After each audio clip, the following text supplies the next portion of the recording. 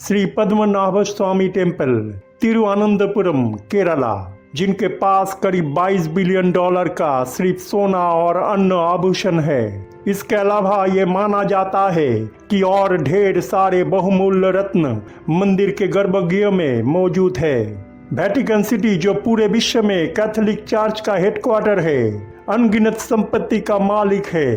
Saudi अरब के मक्का शहर में स्थित मस्जिद अल हरम ना जाने कितने सारे संपत्ति अपने नाम कर चुका है। इसके अलावा शिरडी साई बाबा का मंदिर, अमृतसर के स्वर्ण मंदिर, तिरुपति के तिरुमाला वेंकटेश्वरैया मंदिर, पुरी के जगन्नाथ धाम इत्यादि धर्मस्थल ना जाने कितने सोने चांदी, बहुमूल्य रत्न, आभूषण और रुपया का मालिक है।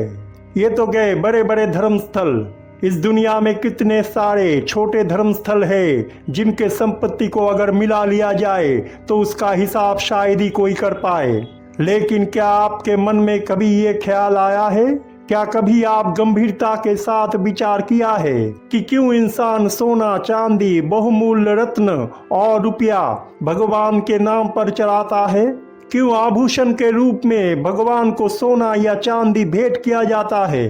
क्या ये हैरानी की बात नहीं है? जो भगवान हमें बनाया है, इस पूरे विश्व ब्रह्मांड को बनाया है, जो सबसे शक्तिमान है, जिसके इशारों पे सृष्टि और विनाश होता है, उसे हम सोना या चांदी और रुपया भेंट करते हैं?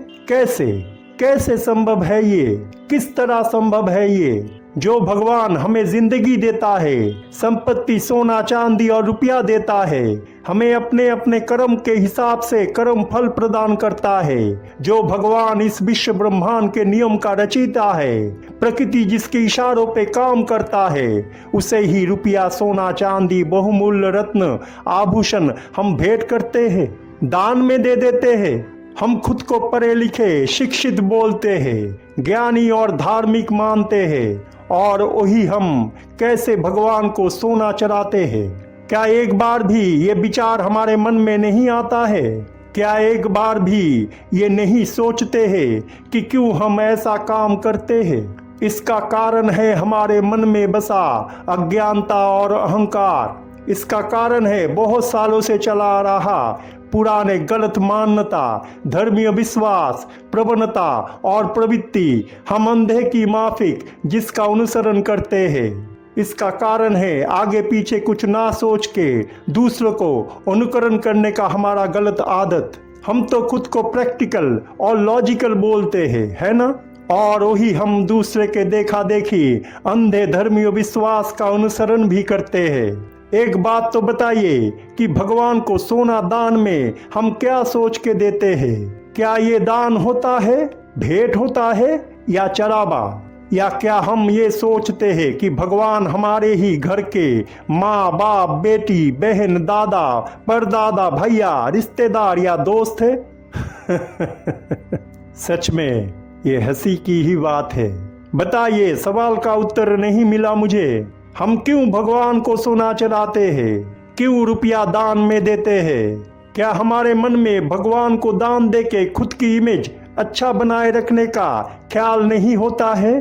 क्या हमारे मन में भगवान को सोना चढ़ाने के पीछे पुण्य लाभ करने का इच्छा नहीं होता है? धर्मस्थल में बहुत सारे लाभ हमें मिले, क्या हमारे मन में इसका वासना नहीं होता है?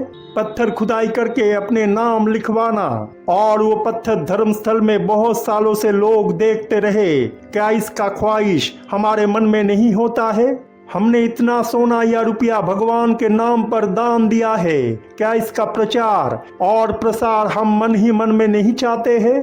कौन सा धन हम भगवान को दान में देते हैं? कैसे सारे दुनिया के प्रमुख धर्मस्थलों में इतने सारे रुपया और संपत्ति इकट्ठा हुआ है? हजारों सालों से वो कौन सा लोग है जो देव देवी, अल्लाह, खुदा और गॉड को सोना चांदी और रुपया से तोला है? क्या ये सब पैसा और संपत्ति का ज्यादातर हिस्सा काले धन नहीं है? गैर कानूनी तरीके से कमाया हुआ पैसा नहीं है? फिर ये पाप का पैसा कैसे हम पूजने वाले देवी या देवता को चढ़ा सकते हैं? यही हमारा भक्ति है? यही हमारा भगवान के प्रति प्यार और श्रद्धा है? इंसान ज्यादातर समय अपने काले धन को सफेद बनाने के लिए, अपने इमेज को समाज के सामने अच्छा बनाए रखने के लिए, खुद की रेपुटेशन, रिकॉग्निशन और सामाजिक मान सम्मान और प्रतिष्ठा को बढ़ाने के लिए धर्म स्थलों में दान देता है। भगवान के ऊपर आस्था, विश्वास, प्यार, श्रद्धा और भक्ति के लिए नहीं, गरीबों का कल्याण या कोई अच्छा काम के लिए नहीं, बल्कि अपना इमेज को सबके सामने अच्छा बनाए रखने के लिए पैसे वाले लोग या बिजनेसमैन, सेलिब्रिटी और नेता मंत्री धर्म स्थलों को जरिया बनाते हैं। उनका मन में कुछ और होता है और वो दिखाते कुछ और है। बहुत सारे लोग एक्सक्यूज देंगे, नए नए बहाने बनाएंगे कि लोग धर्म स्थलों में भगवान को सोना चांदी या रुपया इसलिए भेंट करते हैं ताकि उससे बहुत सारे लोग जो उस धर्म स्थल के साथ जुड़े हुए हैं, बहुत सारे गरीब जो उस धर्म स्थल में खाना खाते हैं, उनका देखभाल किया जा सके। अच्छी बात है, फिर भगवान के नाम पर क्यों सोना चांदी और रुपया दिया जाता है? दान तो मंदिर, मस्जिद या चर्च के नाम पर भी दिया जा सकता था, है ना? काले धन को सफेद बनाने के लिए या खुद को इनकम टैक्स वालों से बचाने के लिए राजा या सरकार भी इस दान को कानून के नजर से अलग कर दिया है। यानी कि आप कुछ भी करके पैसा कमाओ और फिर धर्म स्थलों में उसका एक हिस्सा दान कर दो, आपका 7 खून माफ। बाहर इंसान तेरा लीला अपरंपार है। हम आम आदमी क्या करते हैं? क्या हम मूर्ख नहीं हैं? क्या हम सब कुछ जानते हुए भी भगवान के मूर्ति को सोने की आभूषण से नहीं सजाते हैं? क्या हम उस गलत धर्मीय विश्वास या पुराने मान्यता का अनुसरण नहीं करते हैं? भगवान को सोना चांदी दान में देना या भेंट करना क्या पाप नहीं है, अधर्म नहीं है? क्या आप इसे पुण्य का काम कह सकते हैं? हम अज्ञानी हैं, इसलिए ये काम करते हैं और इसे जायज भी ठहराते हैं। कोई धारणा या मान्यता अगर बहुत दिनों से चला आ रहा है, कोई धर्मीय विश्वास का अनुसरण अगर सब कर रहे हैं, तो हम भी क्या अपने विचार, बुद्धि और ज़मीर का इस्तेमाल ना करके उसको ही अपने जीवन में मानेंगे, अनुसरण करते रहेंगे? जिस सोने का चाहत हमारे मन में रहता है, जिस सोने के लिए लोग एक दूसरे का जान का दुश्मन बन जाते हैं, जिस सोने को पाने के लिए आज तक ना जाने कितने सारे युद्ध हुआ है, कितने सारे षड्यंत्र रचा गया है, परिवार में आए दिन लोगों के बीच में झगड़ा और मनमुटाव होता है, जिस सोने में लोभ और अहंकार का दानव बसता है, जिस सोने के लिए आज तक ना जाने कितने लोग एक दूसरे का खून बहाया है, जो सोने का आभूषण लोग दूसरे को दिखाने के लिए प्रदर्शित करते हैं और मन ही मन में बहुत खुश होते हैं, वही सोने का ताज कैसे हम भगवान के सिर में पहना सकते हैं? आप खुद विचार कीजिए। जो सोने को मंगलसूत्र में या शादी के समय पवित्रता और समृद्धि का निशानी माना जाता है, वो सोने का भेंट पाने के लिए लोग ना जाने कितने अपवित्र काम भी करते हैं, है ना? और उसी सोने को हम भगवान को दान में दे देते हैं, जैसे भगवान भिखारी है और हम उन्हें भीख दे रहे हैं। हाय रे इंसान, तेरा लीला अपरंपार है। क्या ये बात सच है कि जहाँ रुपया, सोना, चांदी और संपत्ति होता है वहाँ भगवान बसता है? क्या आप भी वैसा ही मानते हैं? अगर हाँ, तो आप मूर्ख की स्वर्ग में रहते हैं। जहाँ सोना चांदी और वैभव होता है वहाँ भगवान कभी नहीं रहता है। जिस सोने में लोभ, लालसा और अहंकार होता है, वही सोना कैसे हम भगवान को चढ़ा सकते हैं? ऐसे ही वासुदेव कृष्ण ने इसे कलियुग नहीं कहा है, जहाँ पाप को पुण्य समझा जाएगा, जहाँ झूठ को सच माना जाएगा, जहाँ लोग अंधेरे में अज्ञानता की नींद में सोए हुए रहेंगे और खुद को ज्ञान की रोशनी में नहाया हुआ महसूस करेंगे। आज वही हो रहा है। बुद्धि पैरों में रहे तो भी अच्छा है, सिर में रहकर चालाकी में तब्दील होने से। इंसान भगवान को सोना चढ़ा के सोने का दिखावा करता है, खुद को तसल्ली देता है, लेकिन खुद से सवाल नहीं पूछते हैं। जो कंडीशन हमारे जीवन में छोटे उम्र से डाल दिया जाता है, जो शिक्षा हमें चारों तरफ के कार्मिक लोगों से मिलता है, यानी कि परिवार के लोग, दोस्त और रिश्तेदार, वही हम अंधे की माफिक फॉलो करते रहते हैं, विश्वास करते रहते हैं, उसी को हम सारे जिंदगी सच मानते हैं। फिर भी खुद से सवाल नहीं पूछते हैं, खुद की बात नहीं सुनते हैं। सारे जिंदगी भर हम शरीर के होके ही रह जाते हैं, अपने ही आत्मा को ढूंढ नहीं पाते हैं। इसलिए हम वो काम करते हैं जो हमारे दिमाग में बैठा दानव हमसे करवाता है।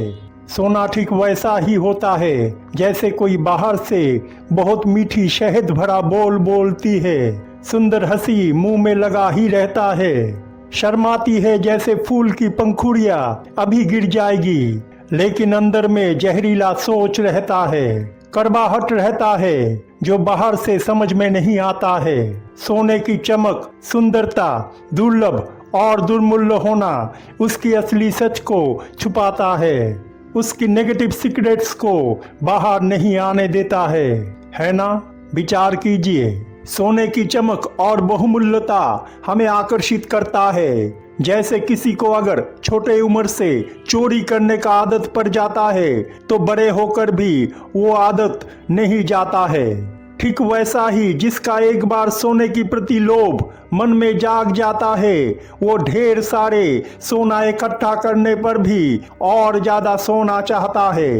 मोह और माया की जाल में सोना हमें फंसा लेता है और उससे बाहर निकलना हमारे लिए बहुत मुश्किल हो जाता है, क्योंकि हमें ये एहसास ही नहीं होता है कि हम जो कर रहे हैं वो गलत है।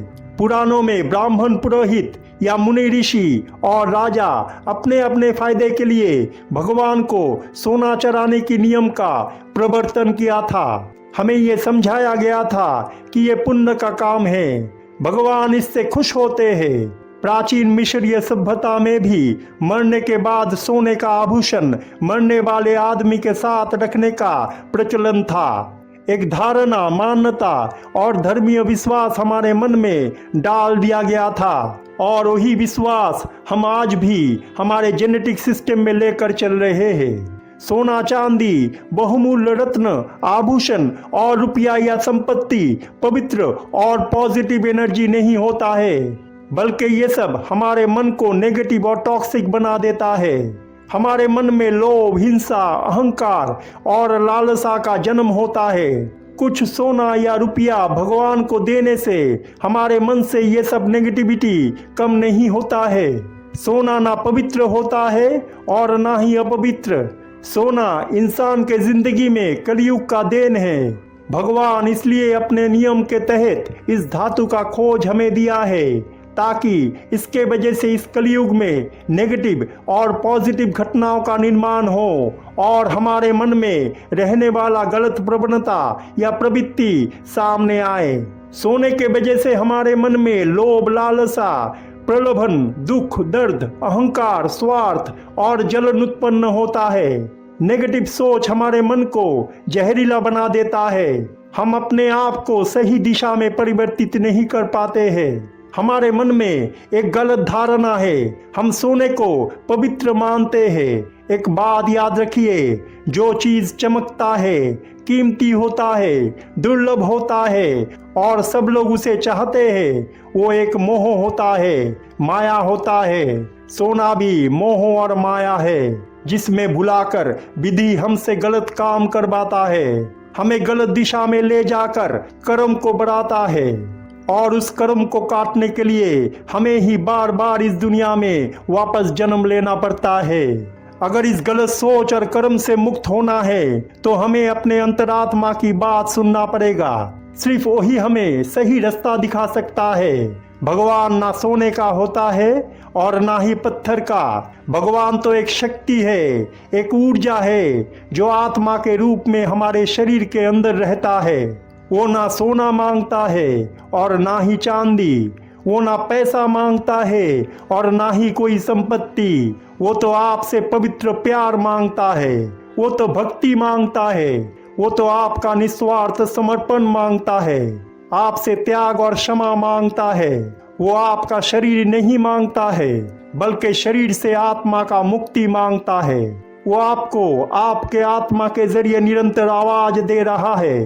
क्या आप उस आवाज को सुन रहे हैं? अज्ञानता के नींद से जागिए, अपना गलत सोच को बदलिए, अंधेरा से ज्ञान के रोशनी में आइए, अपने आत्मा को जगाइए। भगवान आपसे सोना नहीं चाहता है, भगवान आपके अंतरात्मा को जगाना चाहता है। सिर्फ वही एक तरीका है जिससे सोने के दानव का विनाश किया जा सके। सोने की तरह नहीं, अपने मन को पानी की तरह पवित्र, साफ और निर्मल बनाइए। बाहरी दिखावट अंदरूनी सच्चाई से बिल्कुल अलग भी हो सकता है, इसलिए हम चाहते कुछ और है और कर्म कुछ और करते हैं। सच्चा सोना आपके आत्मा है और नकली सोना है आपके मन और शरीर। अगर आप नकली सोना को लेकर ही सारे जिंदगी पड़े रहेंगे तो असली सोने का खोज कब करेंगे? सिद्धांत आपके हाथ में है। क्या आप सोने की दानव से खुद को मुक्त करेंगे? क्या आप सारे जिंदगी भर दुख और कष्ट को ही खुशी मान के चलेंगे, या चेतना के सर्वोच्च स्तर में खुद को ले जाकर परमानंद और शांति को महसूस करेंगे?